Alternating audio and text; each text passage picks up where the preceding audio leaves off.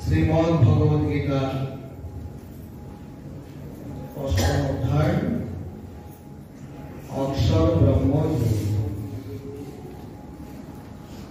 ভগবান এই অধ্যায়ে ব্রহ্ম সম্পর্কিত যাবতীয় গুরুতত্ত্ব ব্যাখ্যা করেছেন। মানব জীবনে ভগবানের সংস্কার, ভগবত স্মৃতি, আত্মসংস্কার এবং ব্রহ্ম সংস্কার যে প্রয়োজনীয়তা সেটা ব্যাখ্যা করেছেন। কিভাবে সেই সংস্কার লাভ করা যায়, ব্রহ্মতত্ত্ব উপলব্ধি করা যায়, তার সাধনাও ভগবান সবিস্তার বর্ণনা করেছেন।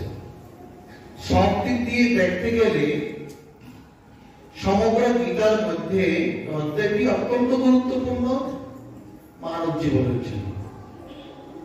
কারণ মানব জীবনের যে অপরিহার্য সত্য, তার নাম মৃত্যু। তার মৃত্যু অপরিহার্য সত্য। এই মৃত্যুটাকে কিভাবে পুণ্যময় মৃত্যুর রূপান্তরিত করা যায়? মৃত্যু দুইভাবে হয়, পাপাত্মারাও মৃত্যুবরণ করে, পুণ্যাত্মারাও মৃত্যুবরণ করে। ওই মৃত্যুর সময় পুণ্যাত্মক সংস্কার নিয়ে কিভাবে মৃত্যুবরণ করতে হবে, যেভাবে মৃত্যুবরণ করলে পরম গতি প্রাপ্ত হওয়া যায়, সদ্গতি প্রাপ্ত হওয়া যায়, উত্তম গতি প্রাপ্ত হওয়া যায়, তারও কথা সবিস্তার বর্ণনা করেছে। আমরা প্রথমেই দেখতে পাচ্ছি অর্জুন 7টি প্রশ্ন করেছেন।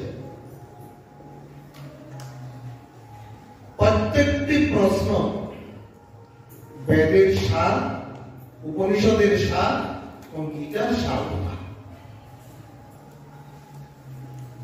সেই জন্য ভগবান তার পূর্বতেই বলেছেন, অতিভূত অতিদেব অতিযজ্ঞ আর এই দিনের পাপ সমস্বরূপ আমার অবগত যারা সেই যুক্ত যোগীগণ অন্তিম আমাকে না গণ বিশ্ব। এই যে ভগবান কথাটা বললেন, ভগবানের অধিভূত রূপটা কি, অতিদৈব রূপটা কি, অধ্যাত্ম রূপটা কি, কিভাবে তাকে স্মরণ করলে মানুষের জীবন সফল হয়, তার ব্যাখ্যাটাই অর্ধেক। সেজন্য অর্জুন প্রশ্ন দিয়ে শুরু করেছেন আর ভগবান উত্তর দিয়ে চলেছেন। প্রথম প্রশ্ন, কিং তৎব্রহ্ম, ব্রহ্ম কি? দেখেন, আমাদের সকলেরই ভগবানের একটি সংস্কার আছে। এখানে যারা বসে আছেন প্রত্যেকেরই একটি সংস্কার আছে। আমরা ভগবানকে বিশ্বাস করি, ভগবানের উপাসনা করি, আমরা সেখানে তীর্থস্থানে গমন করি, মঠ মন্দিরে গমন করি, পূজা পাঠ করি, গীতাদি পাঠ করি। এটা একটা সংস্কার, এটা হচ্ছে ভগবানের সংস্কার। কাকে কেন্দ্র করে? আমার ইষ্ট উপাস্যকে কেন্দ্র করে। আমার ইষ্ট যদি কৃষ্ণ হয়, আমি কৃষ্ণকে কেন্দ্র করে আমার এই পুণ্যাত্মক সংস্কার তৈরি করছি। আমার যদি কালীর সংস্কার হয়, মা কালীর যাবার আরাধ্য হয়, তো কালী মাতাকে লক্ষ্য করে কেন্দ্র করে আমরা নিজের সংস্কার তৈরি করছি। আমার যদি ইষ্ট গুরুদেব হয়, গুরুদেবকে কেন্দ্র করে আমরা একটা ভগবানের সংস্কার তৈরি করছি। এই সবগুলো জানবেন খণ্ড সংস্কার। ভগবানকে পরিপূর্ণ সংস্কার নয়, পরিপূর্ণ সংস্কার। আমরা কেউ বলছি কালী ভগবান, কেউ বলছি কৃষ্ণ ভগবান, কেউ বলছি রাম ভগবান, কেউ বলছি শিব ভগবান, কেউ বলছি গুরু ভগবান। প্রত্যেকে কেন্দ্র করে কিন্তু আমরা এগিয়ে চলছি। ঠিক, আমরা একটা বিশ্বাস নিয়ে ভগবানের পথে এগিয়ে যাচ্ছি, কিন্তু পরিপূর্ণ সংস্কারটা কি? ব্রহ্ম সংস্কার। কালী ব্রহ্ম, গুরু ব্রহ্ম, কৃষ্ণ ব্রহ্ম, রাম ব্রহ্ম, শিব ব্রহ্ম। যতদিন আমার ইষ্টকে ব্রহ্ম রূপে না দেখছি, ততদিন আমার এই ভগবত সংস্কারটা খণ্ড। সেই জন্য বেদের সার উপনিষদ, উপনিষদ গীতা, আর গীতার মধ্যে ব্রহ্মতত্ত্বটা ভগবান সকলের ইষ্ট সম্পর্কে যেন একটি স্বচ্ছ ধারণা পাই, আমার ইষ্টই ব্রহ্ম, এই সংস্কার যেন সকলের মধ্যে জাগ্রত হয়। এইভাবে উপাসনা করলে তার জীবন সার্থক হয়। তার জন্য অর্জুনের প্রথম প্রশ্ন, কিং তদ্ব্রহ্ম, ব্রহ্ম কি? ব্রহ্ম সম্পর্কে আমাদের বেদান্তের মধ্যে অসম্ভব গবেষণা আছে। তার কিঞ্চিত গবেষণা কি তার মধ্যে, যেটা সার সংক্ষেপ, অক্ষরম পরমং ব্রহ্ম, এক কথায় বলে দিয়েছে। ভক্ত অক্ষর বলি বেদে যারা গায়, হ্যাঁ তারপর কি হে পার্থ পরমগতি, তাকে বলা যায়। হে পার্থ, বেদের মধ্যে যাকে অব্যক্তক্ষর বলা হয়েছে, অক্ষরম পরমং ব্রহ্ম। ব্রহ্ম কি? ব্রহ্ম অক্ষর। অক্ষর মানে অক্ষর নয়, শব্দ বর্ণ নয়। নক্ষর অক্ষর, যার করণ নাই, বিনাশ নাই, বিকার নাই, উৎপত্তি নাই, নাশ নাই, জন্ম নাই, আদি নাই, অন্ত নাই, অনন্ত, অনন্ত, অব্যক্ত, অচিন্তনীয়,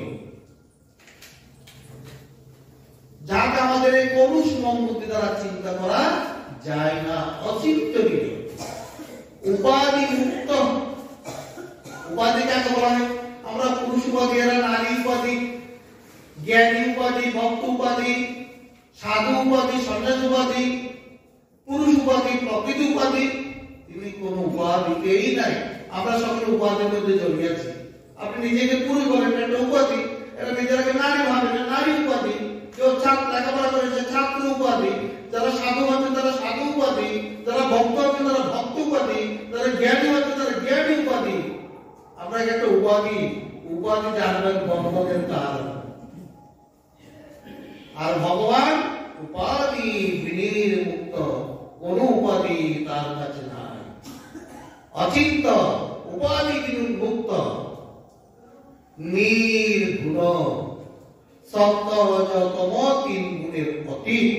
আমাদের প্রত্যেকের মধ্যে হয় সত্যগুণ আছে, রজগুণ আছে, তমগুণ আছে, তিন গুণেই আছে। কখনো সত্যগুণ প্রকাশ পায়, কখনো রজগুণ প্রকাশ পায়, কখনো তমগুণ প্রকাশ পায়। চতুর্থ অধ্যায় পড়লে সব বুঝে যাবে। আমরা সকলেই গুণের অধীন। আর ব্রহ্ম নির্গুণ, নিরভয়, আকার নাই, অবয়ব নাই। আমরা সকলে অবয়ব যুক্ত।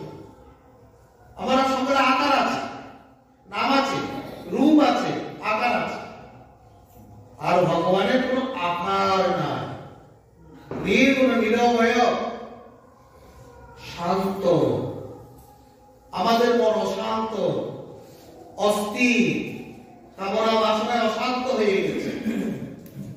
ভগবান স্থির, ব্রহ্ম স্থির, শান্ত, অচিন্ত, উপাধি বিনির্মুক্ত, নির্গুণ, শান্ত, নিরবয়, অখণ্ডৈক রস, মানে অপরিসীম আনন্দ, অনন্ত আনন্দ। সংসারেও আমরা মাঝে মাঝে আনন্দে থাকি। খুব ভালো খেলে সেখানে বেশ ভালো লাগে, আনন্দ পাই। বিষয়ের মধ্যে যেখানে মন মতো সবকিছু পাই সেখানে আনন্দ পাই। কিন্তু খণ্ড, অখণ্ড। এই আনন্দ আছে, আবার নিরানন্দ গ্রাস করলো। এখন বেশ মজা করে বিয়ের আসর আছে, খুব কাঁদছি কাঁদছি, হঠাৎ করে খবর আসলো তোমার বাবা মারা গেছে। আনন্দ আছে? বা তোমার ছেলে পুকুর পড়েছে, বা তোমার ছেলে অ্যাক্সিডেন্ট হয়েছে, এরকম একটা দুর্ঘটনা কিন্তু খবর আসতে পারে। অশান্ত মধ্যে মধ্যে সংসারের মধ্যে আমাদের মন বিভিন্ন ভাবে অশান্ত হয়ে যায়। আনন্দটা অখণ্ড থাকে না, খণ্ডিত পেয়ে যায়। ভগবান বলছে তিনি ব্রহ্ম, অখণ্ডৈক রস। অখণ্ড রস মানে অখণ্ড, অপুরন্ত আনন্দ, যার বলা হয় ব্রহ্মানন্দ। অদ্বিতীয়, এক ব্রহ্ম, দ্বিতীয় নাস্তি। ব্রহ্ম ব্যতীত আর কিছুই নাই। অদ্বিতীয়, চৈতন্যই ব্রহ্ম। এটা উপনিষদের মধ্যে ব্রহ্মের এই সংজ্ঞাটা দিয়েছে। অচিন্ত, উপাধি মুক্ত, নির্গুণ শান্ত নিরবয়ব অখণ্ডিত রস অদ্বিতীয় চৈতন্য ব্রহ্ম, তিনি পরমোক্ষর। গীতার মধ্যে যাকে পরমোক্ষর বলা হচ্ছে তিনি ব্রহ্ম। এই সংস্কারটাকে আমাদের জাগ্রত করতে হবে। আমি যাকে স্বরূপ উপাসনা করছি, আজকে আমার কাছে অবয়ব আছে, মূর্তি আছে, বিগ্রহ আছে, তিনি কিন্তু অখণ্ড, নিরবয়, নিরাকার, নির্গুণ, উপাধি বিমুক্ত, অদ্বিতীয় চৈতন্য। উপাধি বিমুক্ত, নির্গুণ, শান্ত, নিরবয়ব, অখণ্ডিত রস অদ্বিতীয় চৈতন্য ব্রহ্ম, তিনি পরমোক্ষর। গীতার মধ্যে যাকে পরমোক্ষর বলা হচ্ছে তিনি ব্রহ্ম। এই সংস্কারটাকে আমাদের জাগ্রত করতে হবে। আমি যাকে স্বরূপ উপাসনা করছি, আজকে আমার কাছে অবয়ব আছে, মূর্তি আছে, বিগ্রহ আছে, তিনি কিন্তু অখণ্ড, নিরবয়, নিরাকার, নির্গুণ, উপাধি বিমুক্ত, অদ্বিতীয় চৈতন্য। এইভাবে ভাবনা করতে হবে। এ হচ্ছে ব্রহ্ম, অক্ষরম পরমং ব্রহ্ম, পরম ব্রহ্ম। একটা পরম ব্রহ্ম আছে যেটাকে নির্গুণ ব্রহ্ম বলা হয়, আর একটা সগুণ ব্রহ্ম আছে। আমরা সকলেই সগুণ ব্রহ্ম, কিন্তু আমরা গুণযুক্ত ব্রহ্ম। আমাদের মধ্যে ব্রহ্মসত্তা আছে কিন্তু গুণযুক্ত। তবে নির্গুণত্ব তখনই উপলব্ধ হবে যখন ওটা উপলব্ধ হবে, তখন সগুণত্ব বিনাশ হবে, নির্গুণত্ব উপলব্ধ হবে। সাধনা ব্রহ্মের দুটো, নির্গুণ ব্রহ্ম, সগুণ ব্রহ্ম। ঈশ্বরকে সগুণ ব্রহ্ম বলা হয়, ব্রহ্মা বিষ্ণুকে সগুণ ব্রহ্ম বলা হয়, সব দেবতাদের সগুণ ব্রহ্ম বলা হয়, সকলেই সগুণ ব্রহ্ম বলা হয়। তাহলে পরম ব্রহ্ম, অক্ষরম পরমং ব্রহ্ম, পরম ব্রহ্ম স্বভাব অধ্যাত্ম উচ্চতে। অর্জুন জিজ্ঞাসা করেছিলেন কি অধ্যাত্ম? অর্জুন কেন জিজ্ঞাসা করিলেন অধ্যাত্ম? অধ্যাত্ম কি ইন্দ্রিয় বিশেষ অধ্যাত্ম? আমার দেহের মধ্যে এই দেহকে অবিকৃত করে যে যিনি আছেন তাকে বলা হয় অধ্যাত্ম। তিনি কোন ইন্দ্রিয় বিশেষ নয়, অন্য কিছু। ভগবান বলতে না, ব্রহ্মের স্বভাব অধ্যাত্ম, স্বভাব অধ্যাত্ম উচ্চতে। স্বয়ের ভাব, সমানি পরমাত্মা, পরব্রহ্মের ভাব। ভাব কি? পরব্রহ্মের যে আমরা প্রতিবিম্ব, প্রত্যেক চৈতন্য, আমাদের মধ্যে দেহের মধ্যে যে প্রত্যেক চৈতন্য আছে, চিদাভাস যুক্ত, তিনি অধ্যাত্ম বলে কথিত হয়। দুটা প্রশ্ন গেল। কর্ম কি? কিং তদ ব্রহ্ম কিং অধ্যাত্ম? কি কর্ম? পুরুষোত্তম কর্ম কি? আমাদের যে দৈনন্দিন লৌকিক কর্ম করে, এগুলোকে কর্ম বলা হচ্ছে, নাকি যার জগতে ভৌতিক কর্ম বলা হচ্ছে? প্রকৃত কর্ম কোনটি? ভগবান বলে দিচ্ছেন ভূত ভাব ভবতর বিসর্গ কর্ম সংগীত।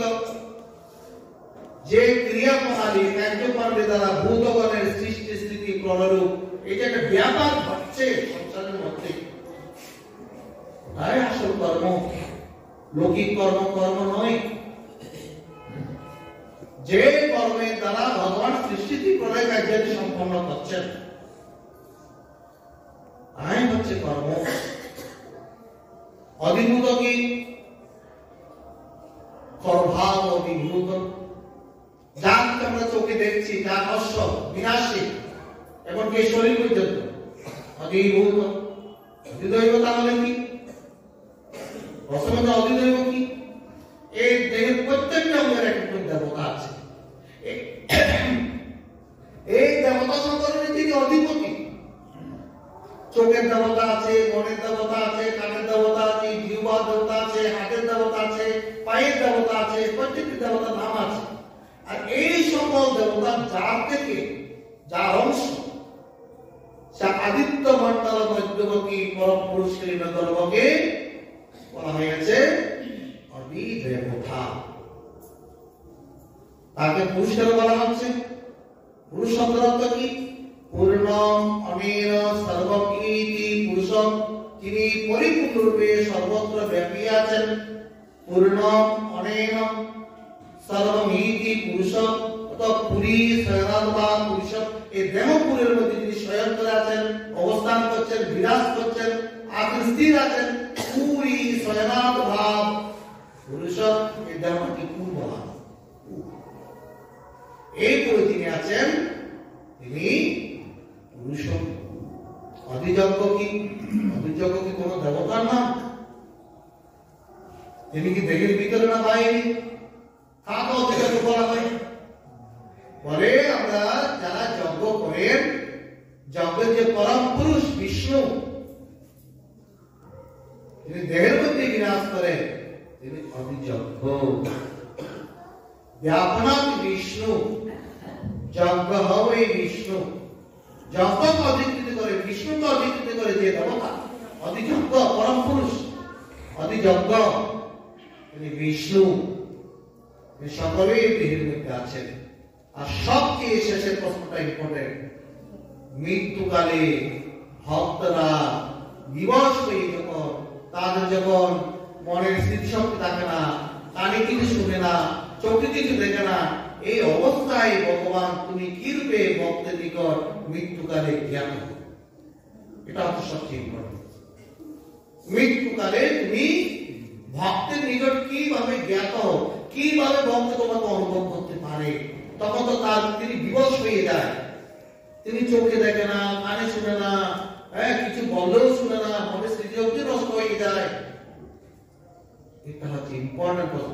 এই প্রশ্নের উত্তর দিতে গিয়ে ভগবান 4 নম্বর এবং 5 নম্বর প্রশ্ন বলেছেন, অন্তকালে ক্ষমামেব শরণ মুক্তা কলেবরম। অন্তকালে যে আমাকে শরণ করতে করতে কলেবর পরিত্যাগ করে, সেই পরম গতি প্রাপ্ত হয়ে। এখানে কিভাবে ভগবানকে জ্ঞাত হয়? মৃত্যুকালে যে যেরকম স্মরণ করতে পারবে সেভাবেই জ্ঞাত হয়। অন্তকালে ক্ষমামেব শরণ মুক্ত কলেবরম ইয় প্রেরিতজং ধ্বংস জাতি পরমাং গতি। এখানে হলো ভগবানকে মানব জীবনে, বিশেষ করে মৃত্যুকালে কত প্রয়োজন। যারা ভগবানকে স্মরণ করে মৃত্যুবরণ করতে পারে, তাদের মৃত্যু হলো পুণ্যাত্মক মৃত্যু।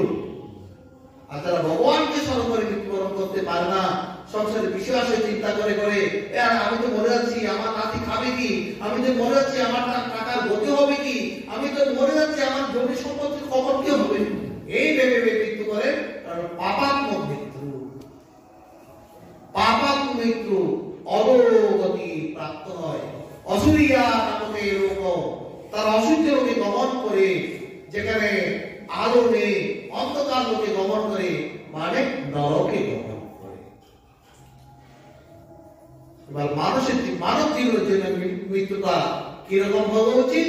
পুণ্যাত্মক মৃত্যু হওয়া উচিত। কিভাবে পুণ্যাত্মক মৃত্যু হবে? ভগবানকে স্মরণ করতে করতে যে মৃত্যুবরণ করা যায়। যে যে বা অন্তরতে করিয়া স্মরণ, কলেবর পরিত্যাগ করে বিভগন, সেই সেই ভাবে চিত্ত নিবিষ্ট থাকায় করতে দেহান্তে দিক সেই ভাব পায়। কোম্বা আমার উপস্থিত হবে, আমার তো তখন স্মরণ করার মধ্যে ইচ্ছা শক্তি নেই। আমাকে কাজের মধ্যে বন্ধ করে দিলেও আমি স্মরণ করছি না। কোম্বা আমার মৃত্যুটাকে কোন ভাবে তার নিয়ন্ত্রিত হবে? সারা জীবন আমি যেটা অর্জন করেছি, যেটা সঞ্চয় করেছি, সেই ভাবটা, সেই সংস্কারটা মৃত্যুকালে আমাকে সাহায্য করবে।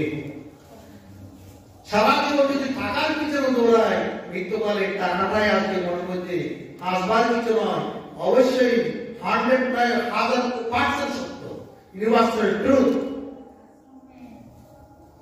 মানব জীবনটা হচ্ছে সঞ্চয়ের একটি সংস্কার। কি সঞ্চয় করবো? পুণ্য সঞ্চয়, ভালো সঞ্চয়। গুরু নানক এক ভক্ত বাড়িতে নিমন্ত্রণকে দেখে কারণটা বলেছেন কাহিনী, গিয়ে দেখেন সে অনেকগুলো পতাকা। বলে এবার এত পতাকা কেন? তখন বলছেন 1000 স্বর্ণ মুদ্রা হলে এক একটি পতাকা এভাবে দেখা যাবে। ওখানে পতাকা তখন ওখানে টাঙানো হয়। তো অনেকগুলো পতাকা মানে অনেক হাজার স্বর্ণ মুদ্রা আছে। চমৎকার রাজবাড়িতে ভোগ আজকামার নিমন্ত্রণ। তখন তিনি গেলেন সেই রাজার কাছে। আপনার তো অনেক স্বর্ণমুদ্রা, অনেকগুলো পতাকা বাইরে সত্তর হচ্ছে, আপনি তো মৃত্যুর অনেক কিছু নিয়ে যাবেন, কিন্তু আমার একটা জিনিস আপনি রাখেন, যেটা আমার অনেক কাজে আসবে ভবিষ্যতে। আমি তো সাধু মানুষ, আমার তো ঘর সংসার নেই, আর ব্যাংক ব্যালেন্স নেই, এমন তলেও নেই। বলে কি জিনিস দেন, আমি রাখবো। তো অনেক কষ্ট করে ভিতর থেকে কুমোর থেকে একটা সুচ বের করে দিয়েছে। বলছে এই সুচটা রাখবেন, আমি যখন চাইবো তখন দেবেন।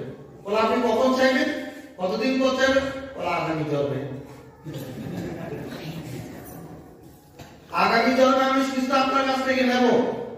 বলে আগামী জন্মে আমি সুচটা পরমানে নেব কি করে? বলে কেন, আপনার এত ধন সম্পত্তি, এত স্বর্ণমুদ্রা, এগুলো নিয়ে যাবেন না, এগুলো কি ফেলে যাবেন নাকি? চিন্তা করছে না, এগুলো তো আমরা তো দেখেছি মানুষ মরে গেলে তাকে খাঁচা করে এক বস্ত্র ওগুলো শ্মশানে নিয়ে যায়, আর সে যে বস্ত্রটা থাকে সেসব পুড়িয়ে ফেলে। তো নেবেটা কি? বলে কিছুই তো যাবে না, আমার এই বস্ত্রটা কিন্তু এক কাপড় আমাকে শ্মশানে নিয়ে যাবে, সেখানে স্নান করে নতুন বস্ত্র পরানো হবে, সেটাও তো আগুনে পুড়িয়ে ফেলবে। বলে দেহের মধ্যে গেঁথে নিতে পারবে না? বলে সেটাও তো পুড়ে যাবে। মহাশয় তাহলে এত জমা করছেন কি জন্য? মূল্যবান জীবনটাকে নষ্ট করছেন কি জন্য?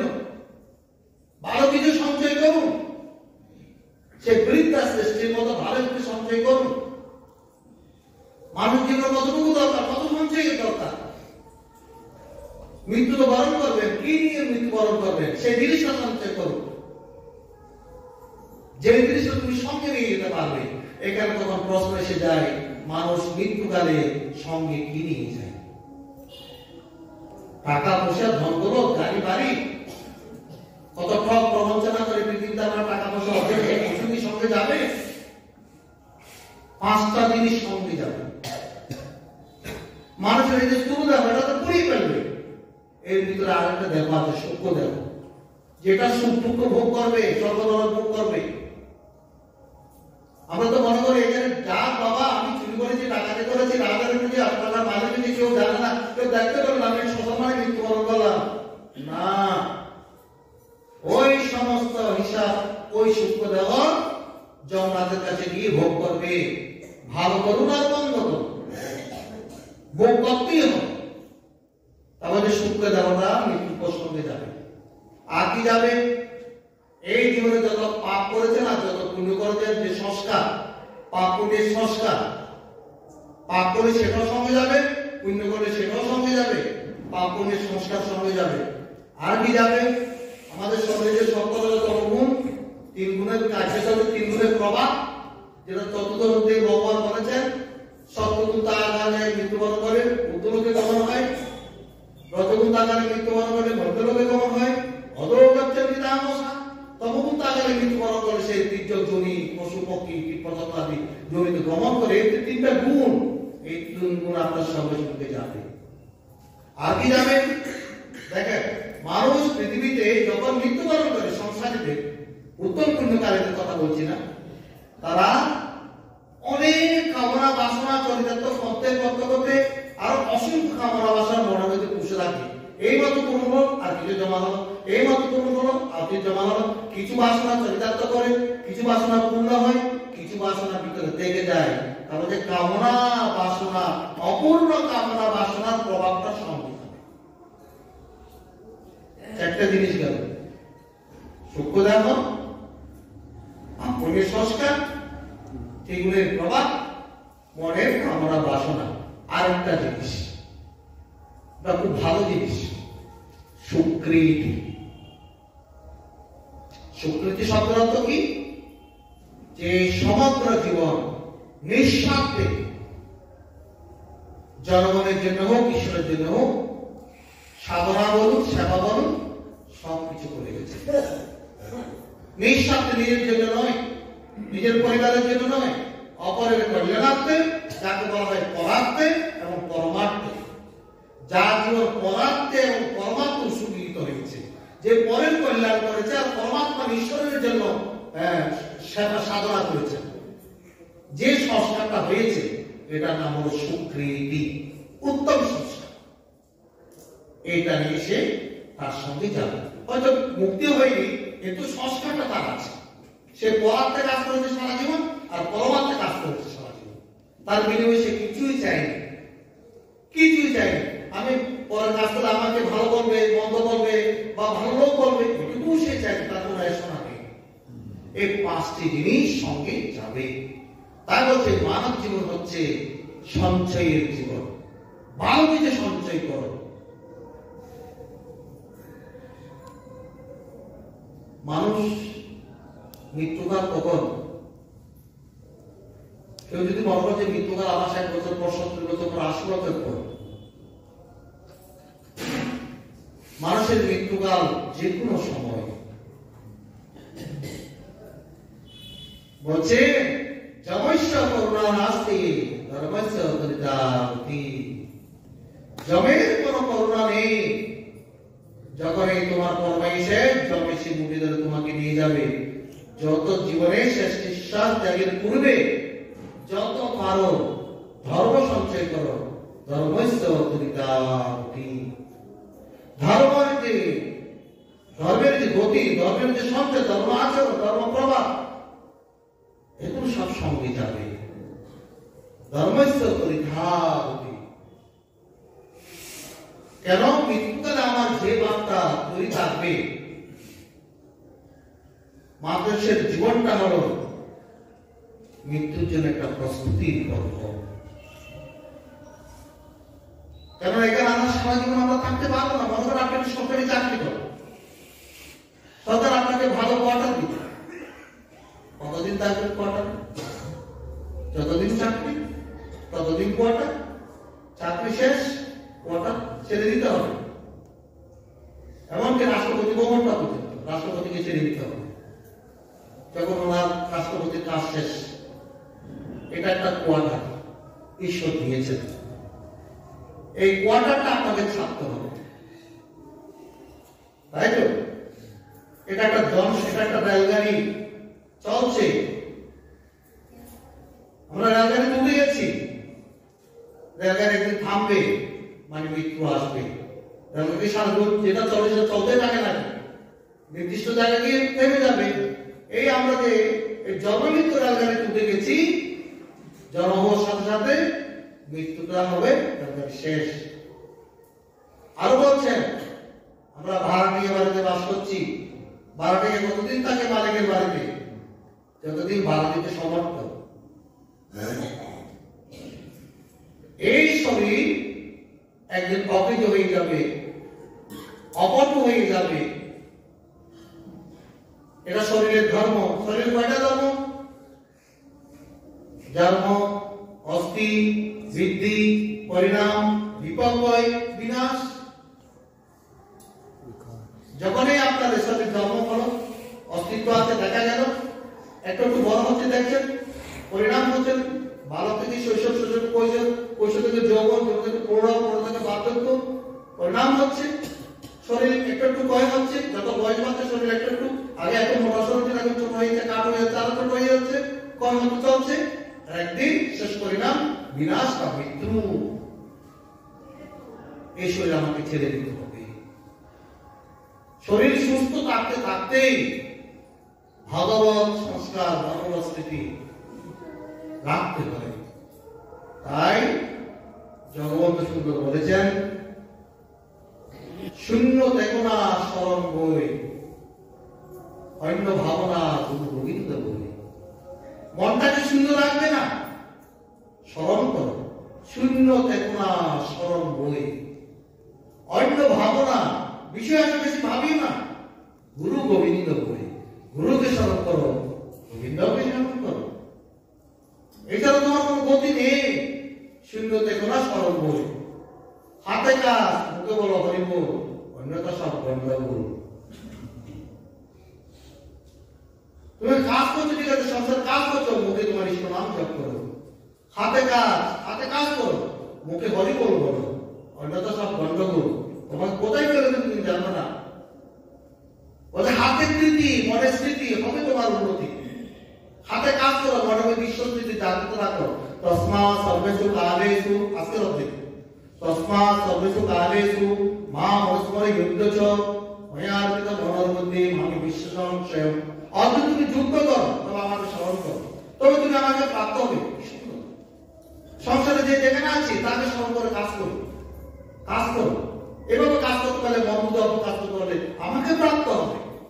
তস্মাৎ সর্বেষু কালেষু মাম অনুস্মর যুদ্ধ চ ময়া অর্পিত মনোবুদ্ধি মামি বিশ্বাসং স্বয়ং। তাহলে হাতে কৃতি মনে স্থিতি, তবে হবে তোমার মুক্তি, তোমার মুক্ত হয়ে যাবে। এই মুক্তির মন্ত্রটা কি ভগবান বলে দিয়েছেন, সকলের জন্য বলে দিয়েছেন। সর্বধারাণি সঞ্জন্ম মনোরেতি নিরুদ্ধ চ মুদ্নাদানয়ত্মন প্রাণমাস্তি যোদারণম ওম ইতকাক্ষরম ব্রহ্ম ব্যবহারং মনস্পরম ইয়া প্রেরিতং দংশ যাতি পরমাগতি। সকলের জন্য বলে দিয়েছেন সর্বধারাণি সঞ্জন্ম, শরীরের সমস্ত দ্বারকে বন্ধ করো। শরীরের মধ্যে কয়টি দ্বার আছে? নবদ্বার। দুই চক্ষু, দুই কর্ণ, দুই নাসা, মুখ আর আমাদের অস্ত্রবেদা পায়খানা। সর্বদানা সকল দান তুমি সংযম করো। নিরুদ্ধ চ মনোহৃদি, মনটাকে হৃদয়ের মধ্যে নিবদ্ধ করো। ভক্তের হৃদয় হচ্ছে এখানে, আর যোগীর হৃদয় হচ্ছে আজ্ঞা। মনটাকে ওখানে রাখো। আর ভ্রু যুগলের মাঝখানে প্রাণকে রাখো। মুক্তনাদয় আত্মার হত্যা তুমি কুম্ভক করে থাকো। এইভাবে থেকে ওম ইতকাক্ষর ব্রহ্ম, দেখেন ভগবান শ্রীকৃষ্ণ এখানে বলে না তুমি কৃষ্ণ কৃষ্ণ জপ করো, বলছেন ওম ইতকাক্ষর ব্রহ্ম। ওমের মহিমা ওম ইতি ব্রহ্ম, ব্রহ্ম মন্ত্র জপ করতে বলেছেন। এই মন্ত্রের সংস্কার যারা যারা তারা পরম পুণ্যবান, সকলে পুণ্যবান, কিন্তু পরম পুণ্যবান তারা ওম মন্ত্রের সংস্কার যাদের মধ্যে আছে। ওম ইতকাক্ষর ব্রহ্ম, এই ওমের মহিমা গীতা একবার নয় 5 বার বলছে।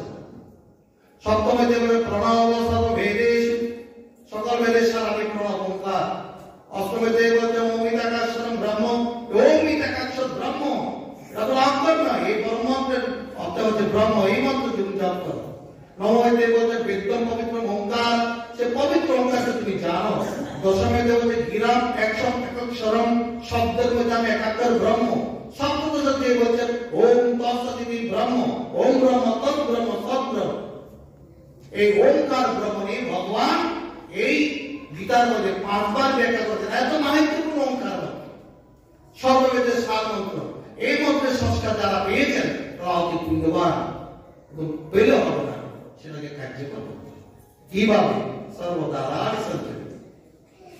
আমাদের পরম্পরায় যারা সিদ্ধাসন জানেন তারা এই সর্বদারা কিভাবে সংযম করে তারা জানেন, যারা সিদ্ধাসন জানে না তারা পারবে না। সর্বদারের সংযম প্রক্রিয়া আমাদের সিদ্ধাসনের মধ্যে আছে। এবার বলছে ওম ইতকাক্ষরম ব্রহ্ম, ওম ইতি ব্রহ্ম। ওম কোনো শব্দ নয়, অনন্ত শব্দ, অনন্ত চৈতন্য, অনন্ত সত্তা। যে সত্তার পর ব্রহ্মা বিষ্ণু মহেশ্বরা, ব্রহ্মা বিষ্ণু মহেশ্বর যে ওঙ্কার থেকে উৎপন্ন হয়েছেন, সকল সৃষ্টি উৎপন্ন হয়েছেন, সকল অবতারাদি এসেছেন, রামাদি কৃষ্ণাদি সকল এসেছেন, 10 দিকপাল এসেছেন, শনি রবি রব্যাদি নবগ্রহ এসেছেন, কালের 10 মহা বিদ্যা এসেছেন, মহিষাদি 10 অবতার এসেছেন যেখান থেকে। সেই ওম ইতকাক্ষরম ব্রহ্ম, এই মন্ত্র সংস্কার জপ করো। ভগবান কৃষ্ণ তো বলতে পারতেন কৃষ্ণ কৃষ্ণ জপ বলেন, কারণ কৃষ্ণ ব্রহ্ম, শ্রীকৃষ্ণ পরমাত্মা দেবতা। আমরা গীতার প্রথমে বলি শ্রীকৃষ্ণকে কৃষি ভূবাচক শব্দ নষ্ট নিবৃত্তি ভাজক তৈরান পরম ব্রহ্ম কৃষ্ণই তবিনিয়তে। যারা কৃষ্ণকে কেবল একটা বিগ্রহী ভাবে, দিবস পুরোহিতের ভাবে, রাধার সঙ্গে লীলা করছে এটা ভাবে, তারা রাধা কৃষ্ণ তত্ত্বে কিচ্ছু বুঝেনি। তারা কৃষ্ণকে খণ্ড ভাবনা করে, অখণ্ড ভাবনা করতে তারা পারে। কিন্তু গীতায় ভগবান বলছেন, কৃষ্ণ বলছেন আমি ব্রহ্ম, ব্রহ্মরূপে দেখো। ওম জপ করতে করতে তুমি আমাকে উপাসনা করো, আমাকে ধ্যান করো। আমাকে বলতে ওমকারের পরমাত্মার যে যে রূপগুলো আছে, কালী গুরু, কৃষ্ণ, সঙ্গীত গুরু, সবকে। তারপর হচ্ছে ওম ইতকাক্ষরম ব্যবহারং মাম, মাম মানে আমাকে, অনুস্মরণ, আমার অনেকগুলো রূপ, ওমকারের যতগুলো রূপ সবগুলো ওমের রূপ। কারি উকারি রূপ। তাই ঠাকুর রামকৃষ্ণ বলেন, তোমরা যাকে ব্রহ্ম বলো আমি তাকে মা বলি, অর্থাৎ মাকে তিনি ব্রহ্মরূপ উপাসনা করেছেন। ওই প্রথমে যে কথাটা বললাম না, আমরা যেই রূপের উপাসনা করে এগিয়ে যাচ্ছি তাকে ব্রহ্মরূপে কল্পনা করতে না পারলে আমাদের সংস্কারটা পণ্ডিত হয়ে যাচ্ছে। আর পণ্ডিত সংস্কারের বন্ধন, অখণ্ড সংস্কারের মুক্তি। তা কিভাবে আমরা মুক্তি লাভ করবো? ভগবান বলে দিয়েছেন, তুমি এইভাবে ওঙ্কারের মধ্যে জপ করো, এইভাবে জপ করে তোমার সংস্কার তৈরি করো, মৃত্যুকালে যদি সে মতো তোমার মধ্যে অবকর এসে যায় তাহলে তুমি পরম গতি প্রাপ্ত হবে। তাই শেষে বলছেন, শুক্লপথে সাধুগণ মোক্ষ প্রাপ্ত হন, কৃষ্ণপথে সংসারে পুনাদ। শুক্লপথ কি? মনের উত্তম ভাবে না শুক্লপথ, অধ্যাত্ম ভাবে না শুক্লপথ, ব্রহ্ম ভাবে না শুক্লপথ, আত্মভাবের নাম শুক্লপথ, আর বিশ্বভাবের নাম কৃষ্ণপথ। কৃষ্ণপদে মৃত্যুবরণ করিলে তাদের সংসারে বারবার আসতে হবে। উত্তম লাভ জাত থেকে মৃত্যুবরণ করতে পারলে তারা উত্তম গতি পরমুক্তি লাভ করতে পারবে। আর কি অন্তিম আজকের অধ্যায়ের লাস্ট করতে আরো ইম্পর্টেন্ট, বেদেষু যজ্ঞেষু তপস্যু জৈব, তারপর বলাম প্রতিষ্ঠাম অদ্বৈতি সর্ববিদম বিদ্যা যোগী পরস্পর উপৈতি চাইতম। যারা এভাবে ব্রহ্মভাবে থাকে, বেদেষু যজ্ঞেষু তপস্যু জৈব দানেষু তৎপুণ্য ফলম প্রতিষ্ঠাম, যারা বেদ পাঠ করে একটা সংস্কার তৈরি করে, পুণ্য করে, যজ্ঞ করে পুণ্য অর্জন করে, বেদেষু যজ্ঞেষু তপস্যু জৈব তপস্যা করে পুণ্য উৎপাদন করে, দানেষু দান করে পুণ্য উৎপাদন করে, তার চেয়ে অধিক পুণ্যবান হলো যারা ব্রহ্মভাবে যুক্ত থেকে যুক্ত হয়েছেন এবং পরম ভাবকে প্রাপ্ত হয়েছেন, তাদের অধিক অধিক মহিমা। তারপর হচ্ছে বেদেষু যজ্ঞেষু তপস্যু জৈব দানেষু তৎপুণ্য ফলম প্রতিষ্ঠাম। সবকিছু অতিক্রম করে যারা পরম ভাবে, ওঙ্কার ভাবে, ব্রহ্মভাবে, আত্মভাবে যুক্ত থাকেন তারা সর্বশ্রেষ্ঠ। সেই ভাব তারা প্রাপ্ত হয়ে তারা মুক্ত হয়ে যান। ওম দর্শন।